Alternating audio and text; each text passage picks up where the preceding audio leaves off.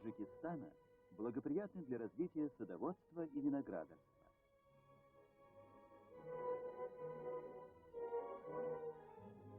Почти 1000 гектаров занимают плантации молодого совхоза «Фахработ».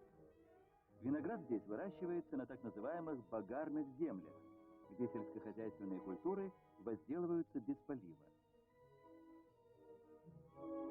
Селекционеры отобрали для совхоза сорта, наиболее подходящие к местным природным условиям. И вот результат. Сейчас с гектара здесь собирают до 100 центнеров винограда.